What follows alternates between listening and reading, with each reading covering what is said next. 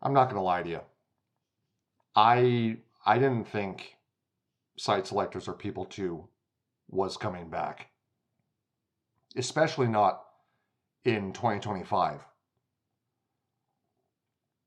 But you know, this podcast, as I've been reminded by a significant number of you, is about humanizing our industry. It's about personalizing the challenges, the triumphs, the context, the situations that we all face as individuals. And so I wanted to start, before we get into the episode, by issuing a deeply heartfelt, from my core, thank you to all of you who have reached out, who have asked if we're coming back, for giving me shit, and kicking me back into high gear. And let me tell you what, folks, we're going into high gear on this one.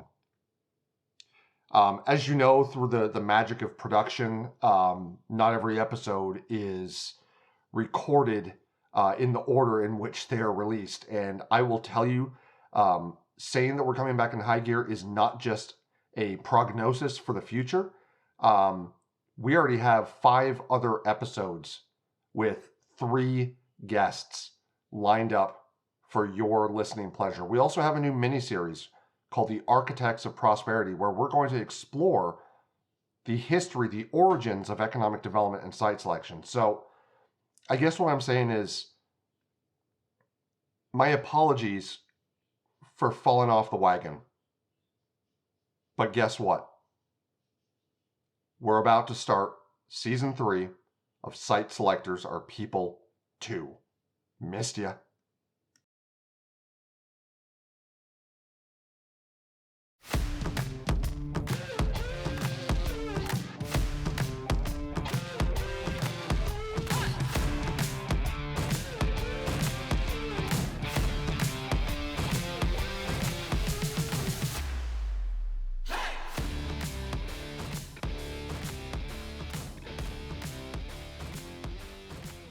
What's going on, strangers? This is your host of Site Selectors Are People 2, Devin Hillsdon-Smith. I can say this now. Founder and principal consultant of the former small firm that I started back in 2022 before I took a leap up to Cushman Wakefield. Founder and principal consultant of Hyphen Strategies. That's right. There's the first big starter for 2025. Man, how do I even start this? 2025 was an interesting year. It was full of heartache. It was full of turmoil, but it was also full of rebirth, renewal, everything. Now, I'm going to, in this episode, first of all, this episode, the title is, well, I don't know what the title is yet, but it's going to be something about the rebirth of the podcast, and this is going to be a mental health episode. I am in no way, shape, or form interested in hiding my own trials when I'm hosting a podcast that explores the human side of our profession.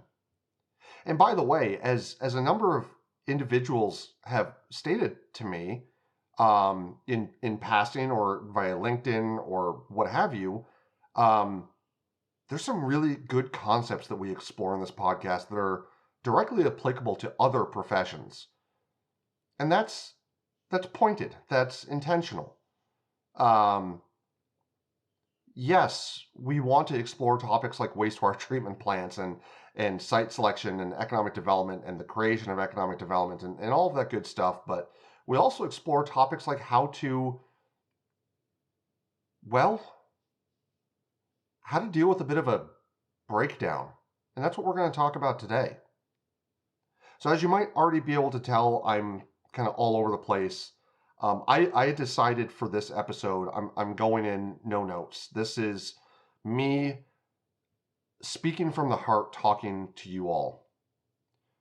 But for you to understand where we're at and what happened so we can have a discussion around mental health, first things first, let's talk about what happened in 2025. So season 2 of Site Selectors Are People 2 ended in late 2024. And the holidays from 2024 into 2025 were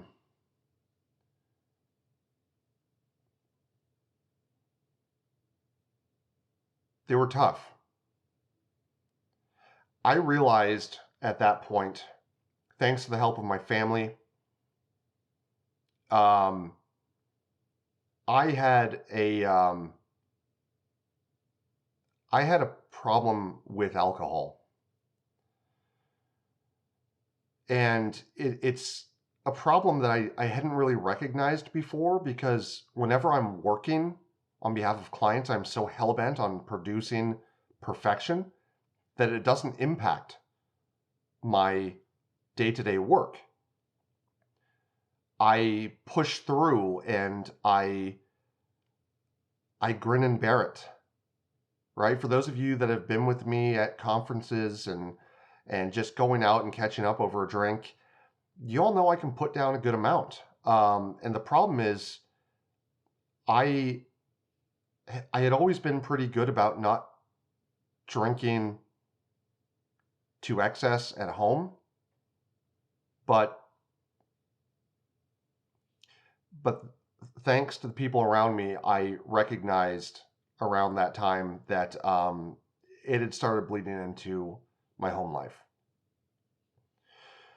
So no, I'm not saying that when we go out and we hang out, we're not going to grab a drink. I'm just doing a better job at staying away from the brown water, if you will.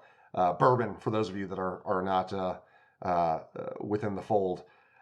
Staying away from it pretty much when I'm alone at home. I then went through let's see, months later, I got to experience what it was like to have an engagement broken. And for good reason. Out of respect for my ex, I'm not going to get into that one very deeply. I'm also still trying to figure out everything. So I'm just going to state that another issue in 2025, right? Heartbroken. Moved to a new place. I'm now up in Carmel, Indiana. Always said I would never live up here, but here we are. And spoiler alert, Hyphen Strategies now has an office in Carmel as well. We'll talk about that later. And then shortly after that, my team and I at Cushman Wakefield decided to part ways. There was a restructuring of the team that was focusing it more into brokerage work, and that's, while I am a licensed real estate broker, that wasn't the direction I wanted to go. So between December 2024 and April 2025, May 2025, my world kind of turned upside down. And I took a bit of time to lick my wounds, to get reestablished, to make sure that I wasn't taking on client work, new client work. I still had legacy clients to service, and I put that above myself probably way too often. But I didn't take on new clients for a while because I needed to ensure that I was in the right headspace to properly advise in this complex, complicated cluster F of an arena that requires the absolute best out of your advisor, out of your location selection advisor. So I took some time, focused on myself, to figure out what was I doing next with Hyphen Strategies. I spent some time really digging deep, trying to figure out what hyphen strategies was going to become now that I had the opportunity to revive it. And so I spent then a good part of the year focusing on, rising from the ashes in a way that was intentional and that allowed me to take a step back and look at what did I not enjoy about working at a big publicly traded commercial real estate firm. And this is nothing. This is nothing against Cushman. I had the absolute best time. The people there are some of the absolute best in the industry. It's just, as a publicly traded corporation that's big, bad, and bureaucratic, you lose some of your creativity or your flexibility to take on assignments, or as my old team members would say, to take on the missions that you really wanted to take on. And I think that may have been part of why I was okay with moving back to my own shop. So to my ex, I won't even say your name. You know this already. I'm sorry and thank you. To my former teammates at Cushman, thank you for everything. And I apologize if I hate that phrase. I apologize that me trying to find my way in this world meant that when the team was restructured, it was probably best for me to go off and do my own thing again. And to all of you, apologies again that this podcast went silent. I knew, but I didn't know the extent to which this podcast has had, in small ways and sometimes in big, an impact on those of you that listen to it. And what's great about this, I'm currently reading a book called The Obstacle is the Way. I had a lot of obstacles, but looking back on it, those obstacles were the way. And I am more centered now. I'm more focused. I'm actually happy. I'm in a good place. Recording this in early 2026, and I, for those of you that have been worried about me, worry not. We're back. And so here's where things started to really take off again. Around October, maybe September of 2025, out of complete randomness, as the universe tends to do, I ran into this young lady who has spent her career, if you can call it that, at age 22, being an absolute badass in luxury car sales. Now, you all may be thinking, well, what does that have to do with Site Selectors Are People too, or hyphen strategies? Well, it's because she's so good that starting November 1st, officially, Tiania, I know that you actually did some work ahead of that, but starting November 1st of 2025, hyphen strategies became a team of 2.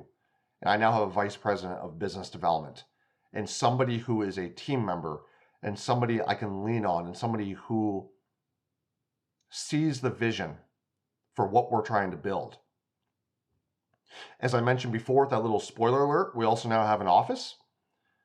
Been traveling again, picking up clients to the point where I think we are going to have to, here's a great test. If anybody's looking for a job as a consultant and you actually listen to this podcast, reach out. I think sooner rather than later, I'm going to need to get a third member of Hyphen Strategies, an associate consultant. Things are going well. And you know what? I had to hit some version of rock bottom before I could get to where I am now. And I don't think I would be where I am now if it wasn't for some of those challenges and obstacles that were both put in my way and that I put in my own way.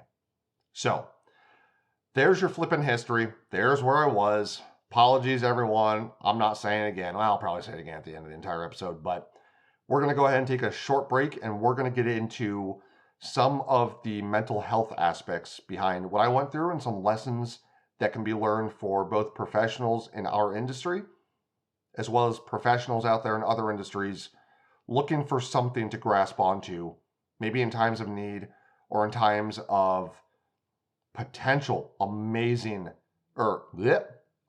potential that's unharnessed. Talk to you soon. Boom-ts.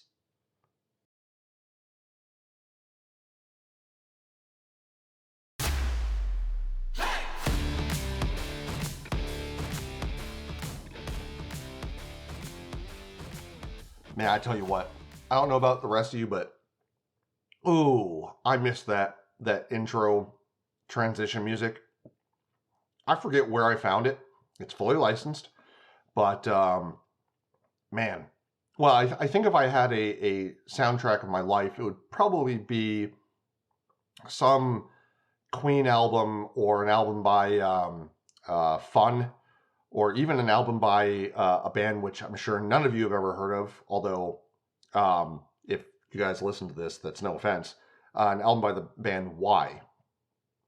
But all that being said, my transition intro-outro music is pretty damn good.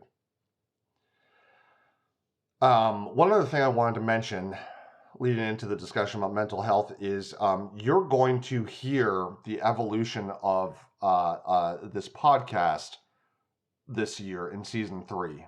Up until now, I've been using a really nice Blue Yeti microphone, but I've learned as I've done more and more research that it's a condenser microphone. I won't get into the technicalities behind it or the technicals behind it, but it's not great for podcasting. You're going to hear in some of my guest interviews that,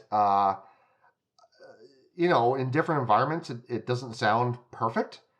So we're going to get better together overall. And as I learn new things, if anybody's interested, maybe I'll have a short kind of, in the episode description, what I changed. I'm not going to focus on it, but, I'll throw it in there. It's a fascinating hobby, whatever I want to call this. And I love learning about it. I may sound a little different right now because I learned that I've been using the wrong setting on my microphone for seasons 1 and 2. And I also learned that I was using some of the wrong settings in Audacity. My, I don't know what it's called. I call it my digital soundboard, but my mixing software. Anyways, folks, I digress, and it's kind of because we're about to get real personal. Not that I wasn't already in the first part of this episode, but let's talk about mental health. So I'm hesitating here, not because it's hard, but because it's hard to accurately describe the mental health issues that I faced last year with everything that happened. There was burnout, there was depression, there was anxiety. There was a sense of, am I in the right profession? Is this right for me? So an identity crisis. So let's tackle those kind of in order of how I just described them, although that's not quite how it went throughout the year. And then we'll actually pull it through into, not a mental health issue, but a part of mental health, a revival, a freeing of chains and a newfound appreciation for who I am, what I do, and excitement for the future. But the first one I mentioned, and oh boy, now I have to, hold on, we're going to write this down here. So we had burnout, we had depression, we had anxiety, we had, what was next, guys? Burnout, depression, anxiety. Man, that sounds like enough. Identity crisis. And then I'm just going to write down here, smiley face and an arrow going up and to the right. Maybe I'll take a picture of this and post it with the episode. Anyways, so Burnout. Yeah. I have throughout my life, I've always been an overachiever in high school and undergrad and law school. And part of the reason I think why I've been so good at overachieving is that I've got this, I've usually had this innate ability to sense burnout before it hits. And y'all are going to hear me type here. Actually, I'm going to pull up. I want to see what is the definition of burnout.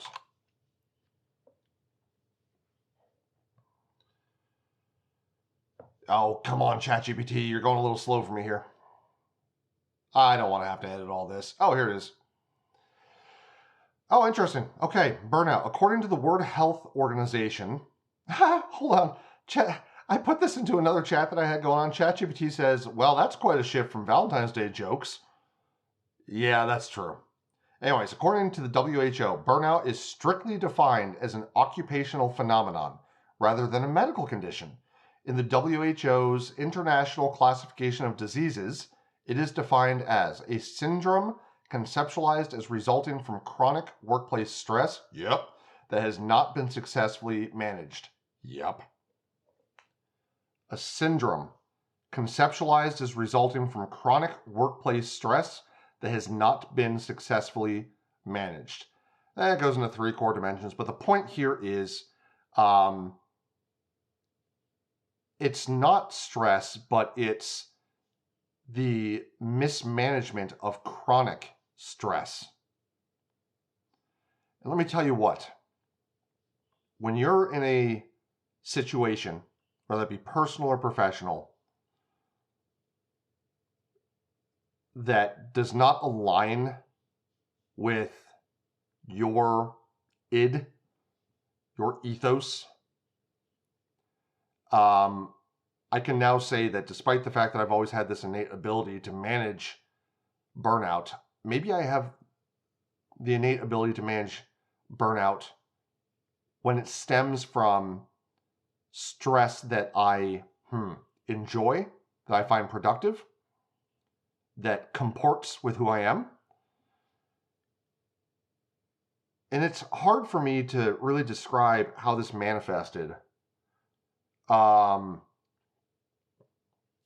I just remember feeling a sense of being extraordinarily overwhelmed without understanding how I could get away from it.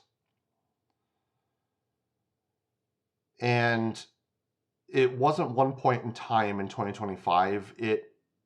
It's almost like that vibration, if you will. You know how like when you go to New York City, you can just feel that vibration. It's a little different. Everybody's a little amped up and, there's a lot of activity and there's a vibration that kind of exists under your consciousness, right? Maybe in your subconsciousness that's impacted by external events.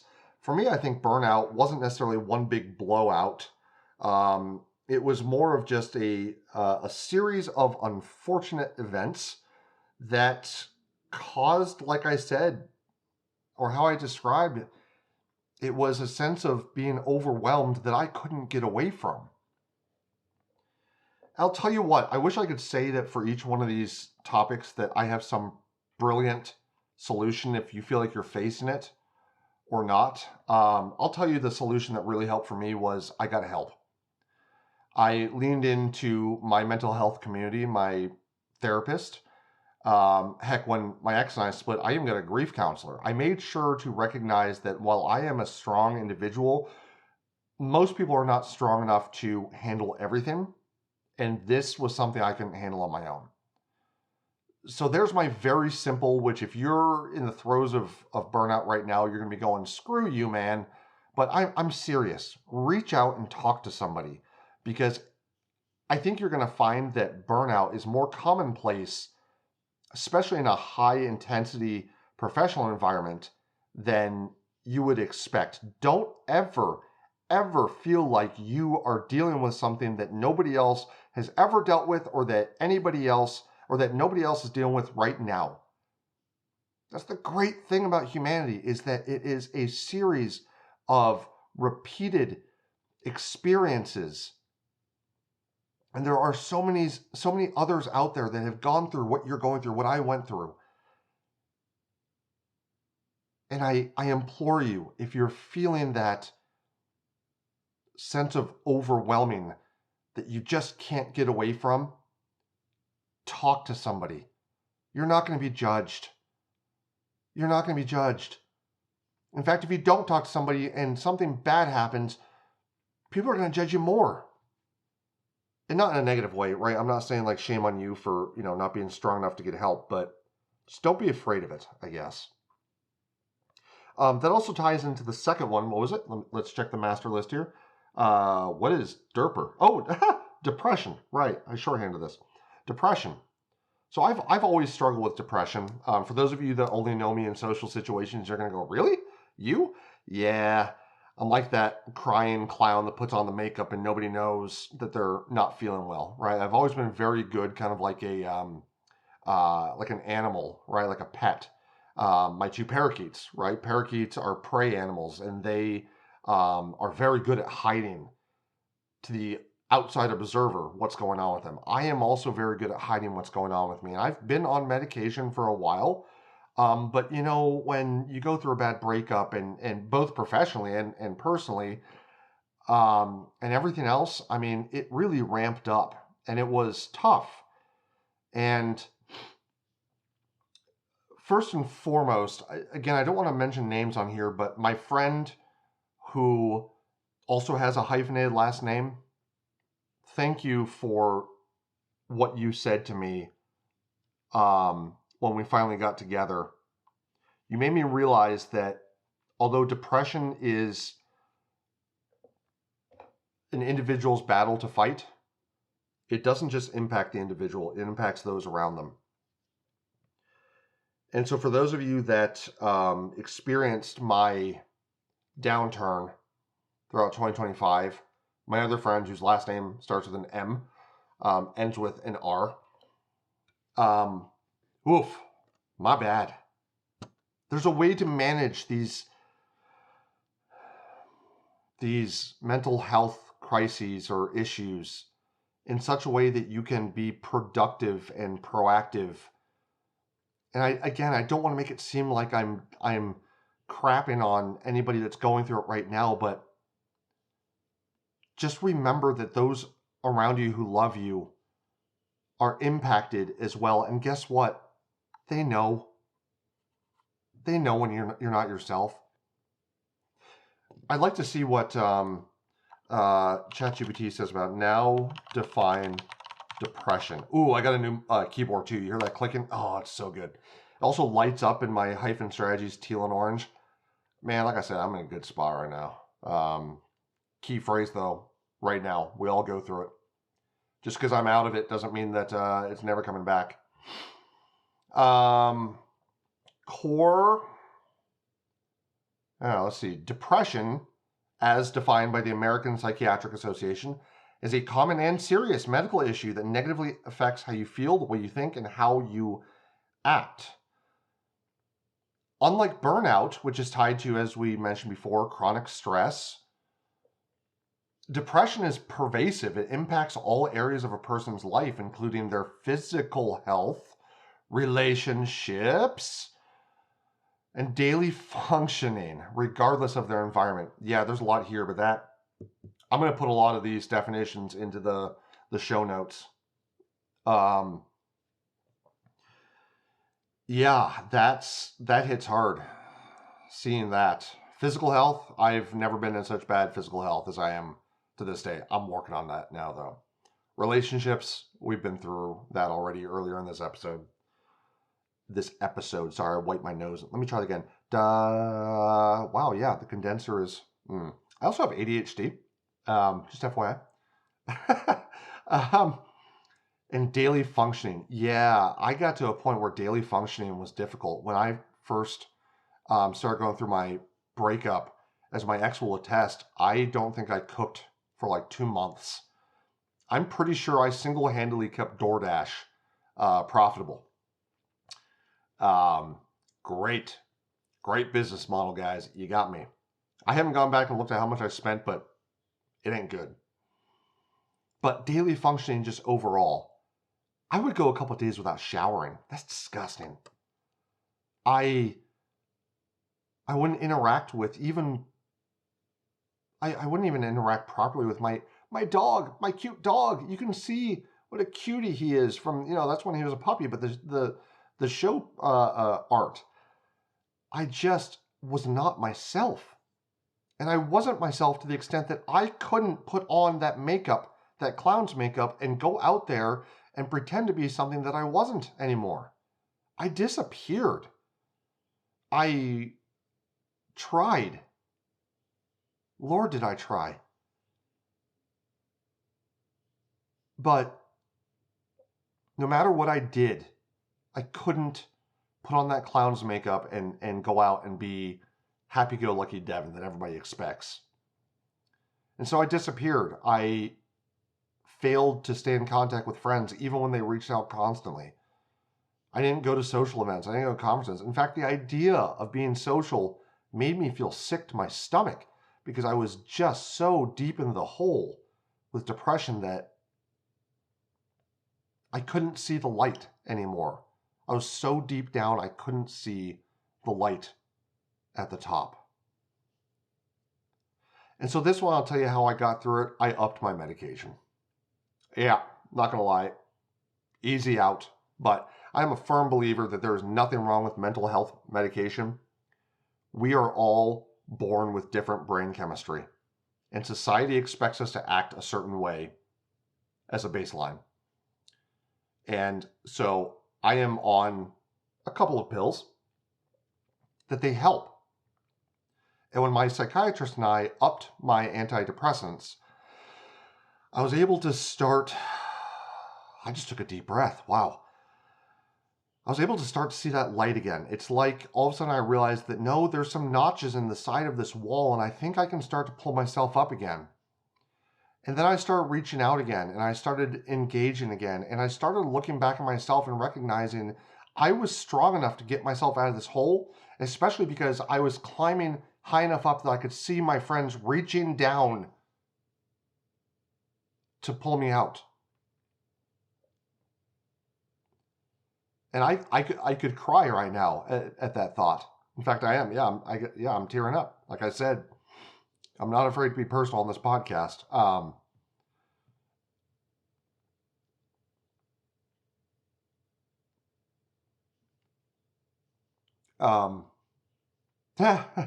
Hey, we're we're gonna go to break. I don't need to be stupid on here and get that reputation that if you want to hear a grown man cry, you go listen to Site Selectors Are People too. But you know what? It's okay to cry, and I will be right back.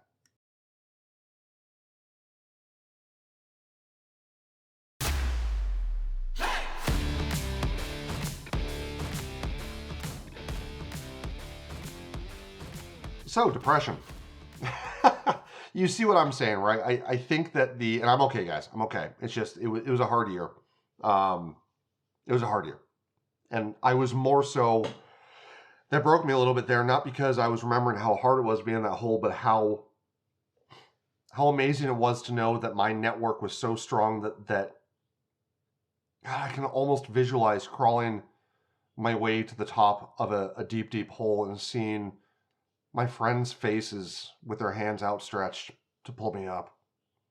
So, those are happy tears. Those were happy tears. But we're back. Folks, if you're going through depression, again, talk to somebody. It's okay to be depressed and it's okay to revert back into yourself a bit. But once it starts to impact your life, because it is pervasive, there's resources. And I'll post those, like I said, again, to the show notes. All right. The master list says next up is anxiety. This, in my mind, it's always been highly tied to depression. Let's go ahead and get that definition again. And while we're waiting for it, I am not a mental health professional, obviously. Blind leading the blind. Kidding. But I think that there is a deep correlation or connection between burnout, depression, anxiety, ADHD, especially depression, anxiety, ADHD. But the clinical definition of anxiety is a normal, temporary, this might not be, temporary human emotion characterized by the anticipation of a future concern. However, when it becomes an anxiety disorder, such as generalized anxiety disorder, it crosses the line from a standard stress response into excessive, persistent, and intrusive fear or worry that disrupts daily functioning. You see how I was talking about before, how, at least in my experience, depression and anxiety are so tied to the hip. I mean, even the definition here feels very similar. And then we're talking about stress, right? That kind of ties into burnout. So, man, I was just going through that trifecta of fun in 2025. Anxiety for me is, again, I'm going to use that vibration term. It's, it's this weird underlying painful almost vibration that you can't get away from, no matter what you do, no matter what people tell you, that something is about to happen. Something bad is coming. It's your fight or flight response. And at that point, you're always looking for a way to fly away. At least I am. I'm not much of a fighter physically. Although, well, anyways. So for me, again, it was about talking to people. It was about recognizing the signs of anxiety. You know, what was anxiety and what was life telling me I needed to get back in alignment, right? Anxiety hurts, dudes and dudettes. It hurts. It's tiring. Oh man, this trifecta of pain. There were days I couldn't get out of bed. And I've had those instances in the past, but this got really, really bad. And it's because you just can't imagine facing the world again. And I don't personally say that as, I need to make very clear that I did have one dalliance with the notion of ending it all, but I did not get to the point where it was a threat to my own life. The point I want to make here is I'm trying to make light of some of this, and because it's who I am, it's how I process things. But if any of you are suffering to the extent where you think you would be better off or others would be better off if you didn't exist, first of all, do me a favor, raise up your right hand and give yourself as hard as you would like. It can be a tiny little tap, but for me, it's a good old smacker to the side of the face. Wake yourself up. Because that is, from a religious perspective, the greatest sin. From the perspective of how you impact others and cause pain to others, again, it doesn't just impact you. Now, it's not okay to have those thoughts, but if you are having those thoughts, I'm going to post in the show notes. I know that there's a national suicide hotline. Please reach out. And you may think, what are they going to do? Reach out. Talk to someone. I forget where I was going, but... Oh, the trifecta. Yeah, guys, I didn't ever get to the point where it was thoughts of self-harm, at least not seriously. But they can arise to that level, and it's nothing to joke about. Although, knock, knock. No, I'm kidding. I'm kidding. It's who I am. Anxiety. I think I'm going to leave that one there. It wasn't much, but once again, talk to folks. I know that some people meditate or do other things to calm their minds. My mind is such a cluster that it doesn't work for me. If it works for you, or if it has worked for you, do it. For me, it was getting outside in the sunshine, in the sunlight, taking a walk, taking a deep breath, being with my puppy. Right? That actually helped me with anxiety to an extent. If I was able to get myself to the point where I could pull myself up and do it, I always felt better. Identity crisis. Kind of went through this already. I'm trying to keep this episode a little bit shorter than usual. I'm already at 30 something minutes here. Identity crisis. Let's just, I'm going to have to phrase this properly. Identity crisis as it relates to work. I'm going to try that. For me, the identity crisis was, again, I thought that when I made it to Cushman, that I had made it and that is exactly where I needed to be. When I had that cliff and I dropped off and I ended up leaving Cushman, I went into a bit of an identity crisis, right? All of a sudden, this golden egg that I thought that I needed to have for my life to be perfect, being part of this massive empire of professionals, I thought that's who I was, but it turned out, turned out that wasn't for me.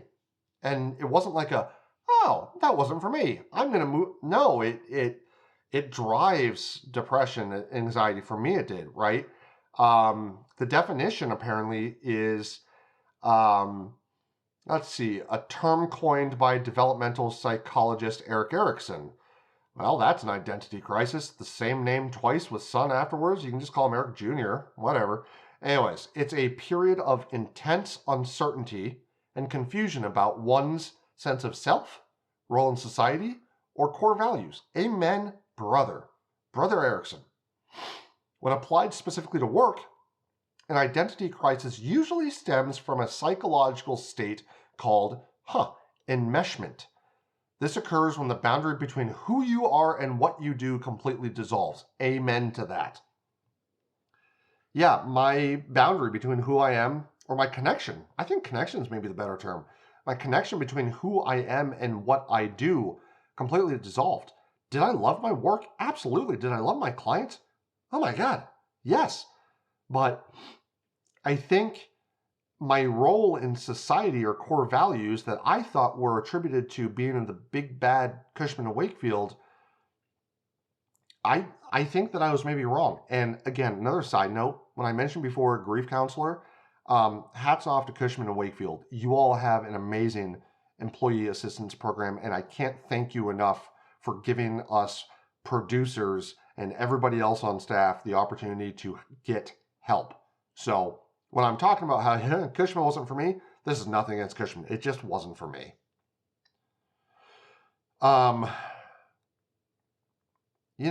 It stems from your self-worth being tied to output. My output's always been good, but it's your baseline. It's a value misalignment. The what now void,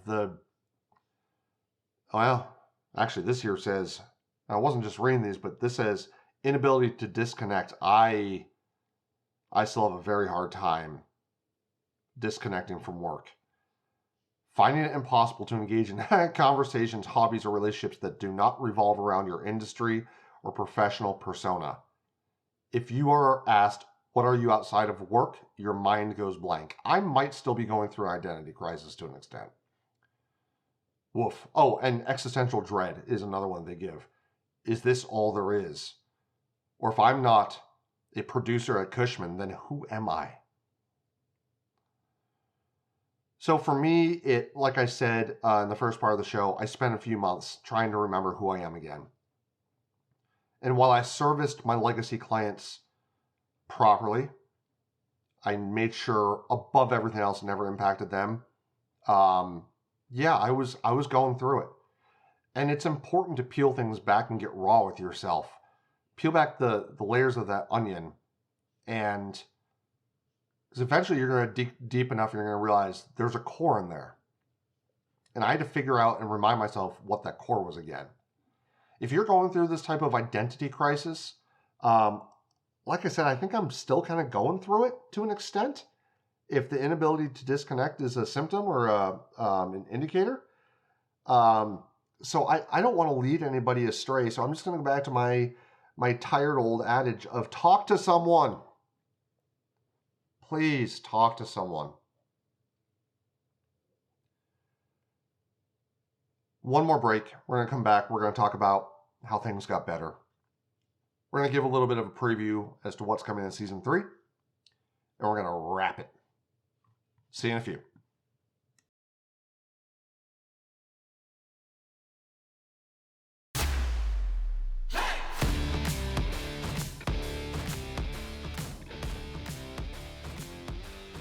All right, the last part of episode 1 of many of season 3. So how I got back out of it. I think it's because for the first time in my life, I prioritized my mental health, and I allowed myself to feel pain, and I allowed myself to tell myself I'm not perfect.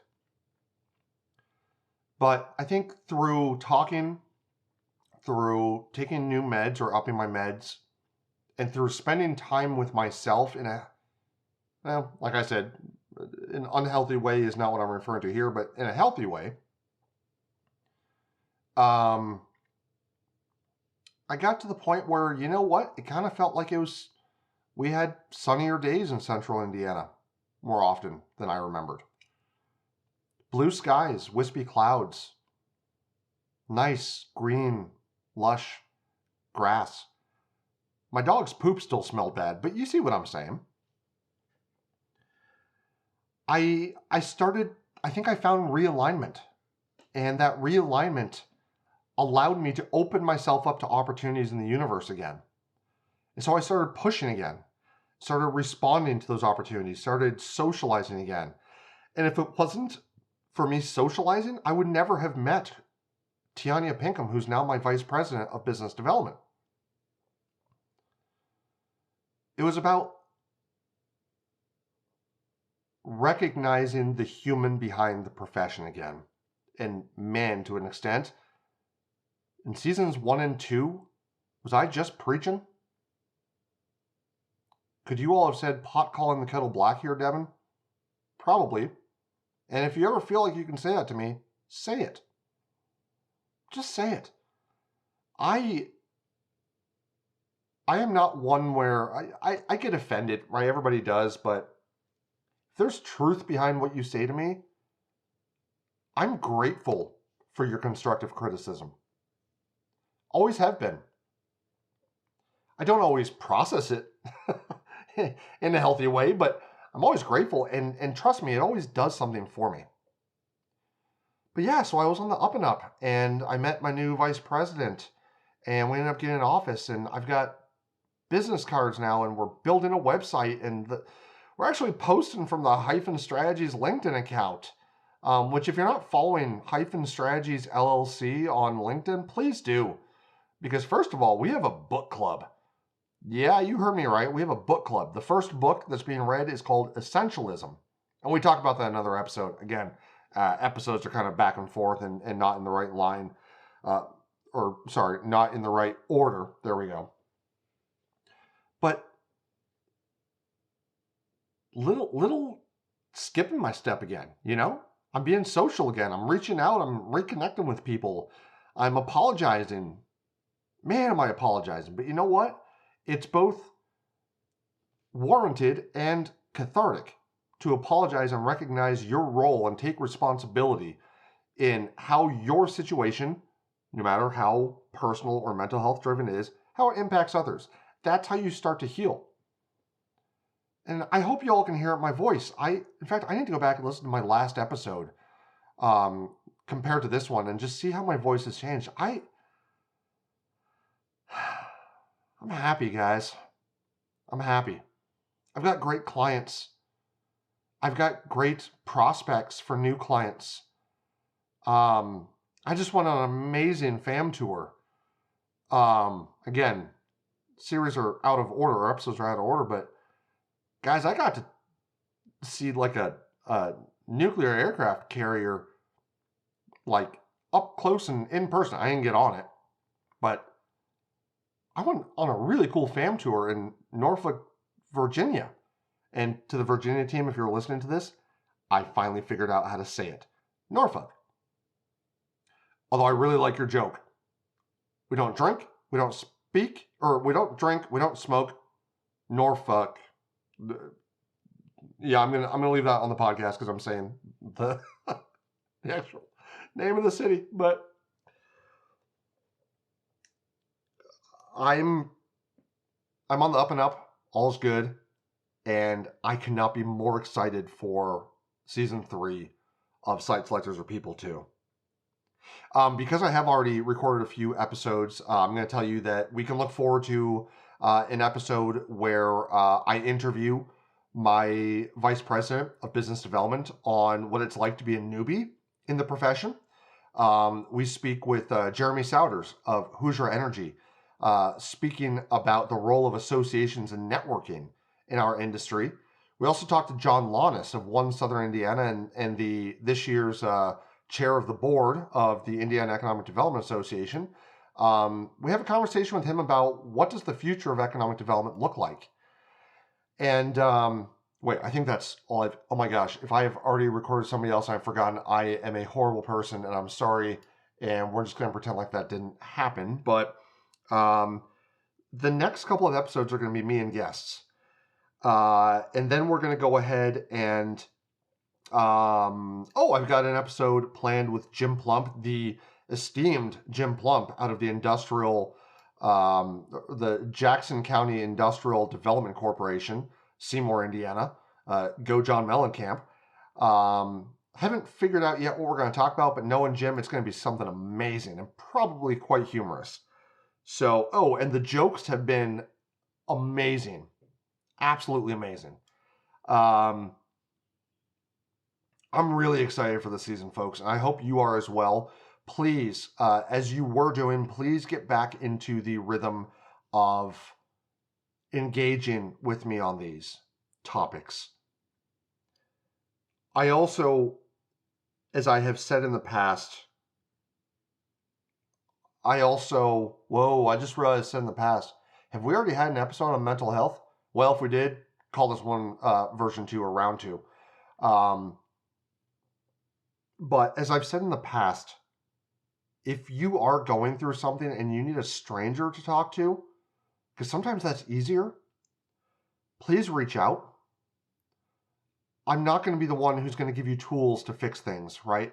I think this episode's been clear, and, I'm not perfect myself, but if you just need somebody to talk to, and you need somebody to help motivate you to speak to a professional, give me a call, shoot me a text, send me an email, LinkedIn, whatever.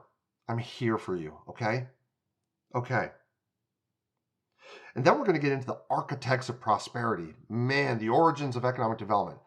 And I'm going to end this episode with, as I do with all of my guests, I tell them to give us their best fun fact or their best joke. I'm going to tease up a fun fact. When do you think modern day economic development first started? Any clue? Because I'll tell you what, until I did research for the episode, I had no idea. And when I first saw it, blown away. So, folks, I couldn't be happier to be back with you. I couldn't be more womp womp to realize I now have to go through post again and edit some of this junk out. And no, sorry. I'm not going to edit any content out, but, edit out some of the white spaces and get the levels right and all that good stuff. But we're going to keep growing this thing. It's going to keep getting better and better. Because you know what? It needs to. I'm realizing the impact that this podcast has on people, and it needs to continue to get better and better. There's always room for continuous improvement. So it's okay to feel sad. It's okay to be angry. It's okay to feel anxious or to finally realize, am I not doing what I'm meant to do? And you want to know why it's okay? It's because accountants are people too. Lawyers are people too. Mainly. Economic developers are people too. And yep, you guessed it. Site selectors are people too. I'm your host, Devin Hillsdon-Smith. I missed you. I love you. Talk to you soon. Bye. Just a heads up, views expressed in this podcast are solely my own and are not attributable to any employers, whether past or present. Thank you.